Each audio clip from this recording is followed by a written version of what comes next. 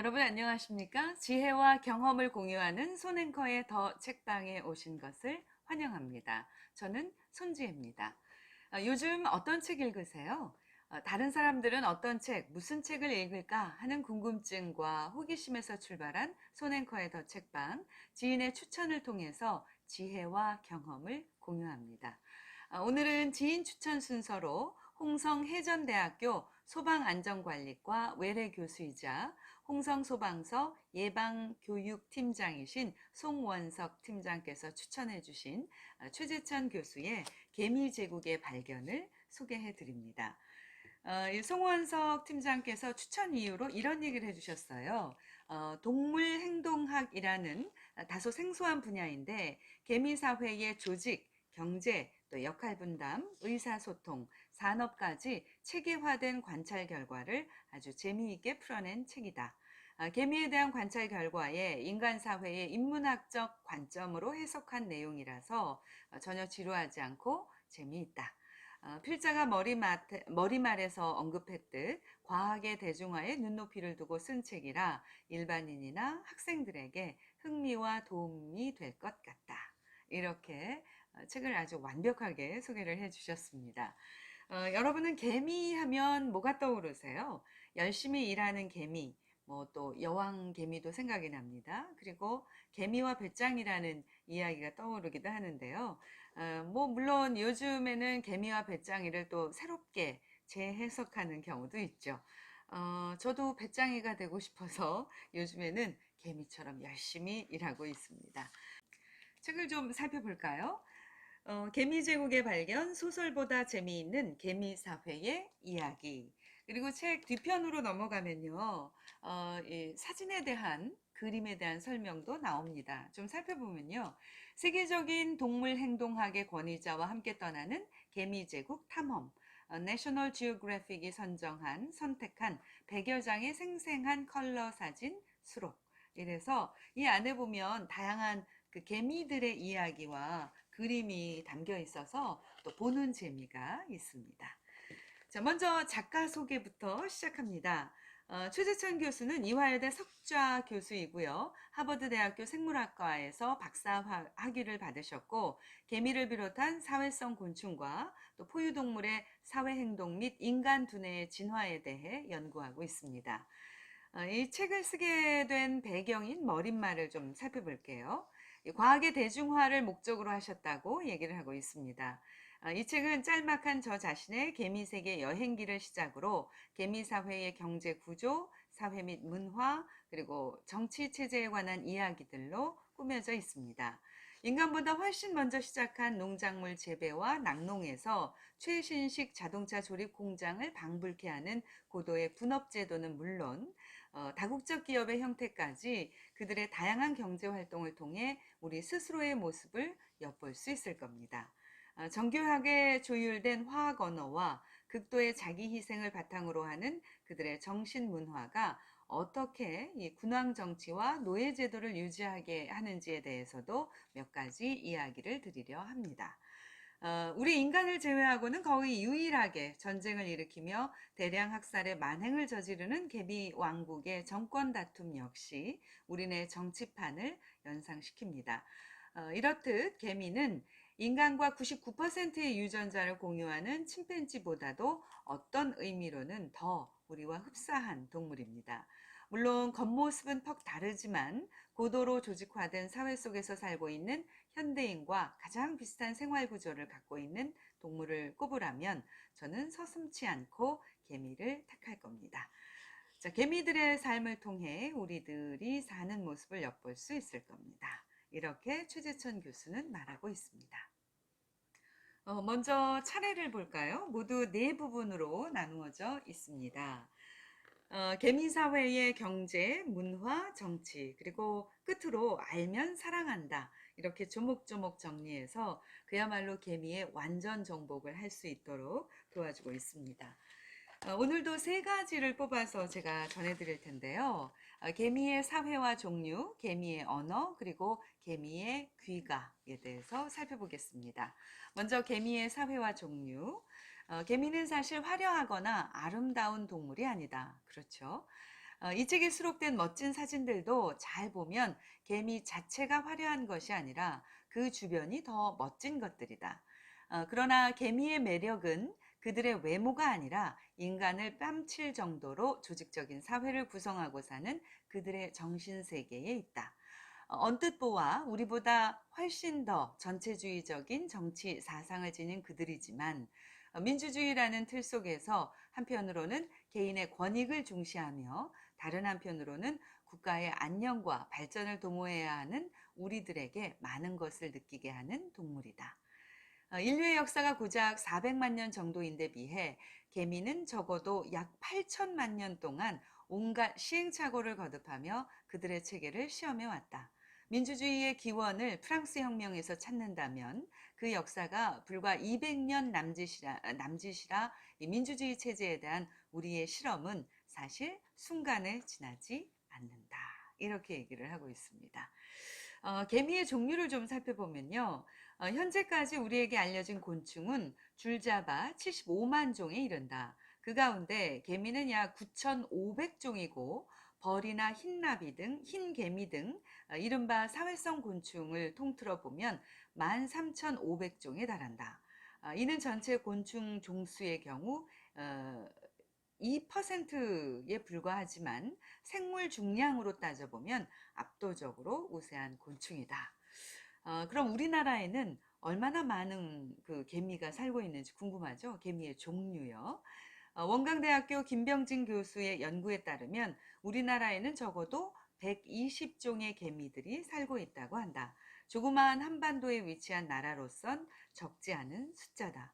영국 섬 전체나 그리 작지 않은 북부의 나라인 핀란드에 각각 40여 종밖에 살지 않고 있는 것에 비하면 3배나 되는 다양성이다. 물론 열대지방에 비할 바는 아니다. 남미 페루의 어느 열대우림의 경우 그저 8세제곱미터의 면적에 무려 300종 이상의 개미가 서식하고 있다. 이렇게 보고를 하고 있다. 근데 여기서 잠깐만요. 이 8세제곱미터가 어느 정도의 크기인지 사실 감이 잘 안 오죠. 그래서 찾아봤습니다. 이런 측정 단위는 쉽지 않은데요. 1세제곱미터는 한 변의 길이가 1m인 정육면체의 부피인데요. 8세제곱미터는 8,000리터에 해당한다고 합니다. 그러니까 8,000리터의 그 부피를 생각해 봐야겠죠. 아무튼 개미하면 뭐 여왕개미, 일개미 정도로만 생각을 했었는데 와, 그 종이 엄청납니다. 심지어는 나무 한 그루에서 43종의 개미를 찾아낸 일도 있다. 핀란드나 영국 전역에 분포하는 전체 개미 종수와 맞먹는 엄청난 다양성이다. 개미는 워낙 적응력이 강한 곤충이라서 아주 높은 고산지대를 제외하곤 어디에나 분포한다. 우리나라에서도 산이나 들은 물론 서울 시내 한복판과 심지어는 가정집 안까지 개미가 살고 있지 않은 공간을 찾기란 쉽지 않다. 이렇게 얘기하고 있습니다. 근데 사실 이제 이 개미 책을 읽으면서요, 개미가 어디에 있나 한참을 찾아봤는데 제 주변에는 쉽지가 않더라고요. 방송 끝나고 공원에라도 나가서 개미를 한번 찾아봐야겠습니다. 두 번째로 개미의 언어편입니다. 개미에게 과연 언어가 있을까 궁금하시죠? 프랑스 작가 베르나르 베르베르의 공상과학 소설 개미에 보면 인간이 개미들의 언어를 터득하여 그들과 대화를 나눈다. 현대 생물학은 하루가 다르게 무서운 속도로 발전하고 있다. 과연 인간과 개미 간의 의사소통이 가능한 시대가 올 것인가? 글쎄요, 정말 그런 날이 올까요? 다시 책 속으로 들어가겠습니다. 만일 그런 때가 온다면 무슨 언어를 사용할 것인가? 동물들은 어떻게 의사소통을 할까요? 동물들의 의사소통은 시각, 청각, 후각, 촉각 등 크게 4가지 매체를 통해서 이루어진다. 이들 중 청각과 촉각은 모두 진동에 의한 정보를 감지하는 것으로서 기본적으로 같은 메커니즘을 갖고 있다. 인간을 제외한 절대 다수의 동물들에게 가장 중요한 의사 전달 매체는 바로 다름 아닌 후각이다. 동네 개들도 길에서 마주치면 서로 냄새를 맡으며 상대의 신분을 확인한다. 그런가 하면 개미사회 못지않게 고도로 조직화된 사회를 구성하고 있는 꿀벌의 경우 춤으로 그들의 의사를 전달한다. 대부분 곤충들이 그렇듯이 개미의 언어도 기본적으로 화학 언어다. 먹이를 물고 집으로 돌아가는 개미를 발견하면 배를 땅에 깐 채 눈높이를 최대한으로 낮추고 개미의 옆모습을 관찰해 보라. 배의 끝부분을 땅에 끌며 걸어가는 모습을 관찰할 수 있다. 개미가 먹이로부터 그 집까지 냄새 길을 그리고 있는 모습이다. 가끔 왜 이렇게 개미를 보면 줄지어서 이렇게 쭉 늘어선 개미들의 모습 보신 기억이 있으실 거예요. 아마 이런 이유였던 것 같습니다. 책 속으로 다시 들어갑니다. 이 개미의 언어가 기본적으로 후각에 의존한 화학 언어이기는 하지만 청각과 촉각도 그들의 의사소통에 중요한 역할을 담당한다. 최근 20여 년간의 개미학자들의 활발한 연구로 상당히 많은 종의 개미들이 소리를 내어 의사를 전달한다는 사실이 밝혀졌다. 소리를 이용하여 의사를 전달하는 곤충으로는 귀뚜라미, 배짱이, 매미 등을 생각할 수 있는데 개미는 그들과 달리 우리 귀에 들리지 않을 뿐인지도 모를 일이다. 글쎄요. 이제 그 과학기술이 점점점 발달해서 우리가 개미의 언어를 이해할 수 있다면 정말 재미있겠다 이런 생각이 듭니다. 지금까지 개미의 언어에 대해서 살펴봤습니다. 마지막으로 개미의 귀가입니다.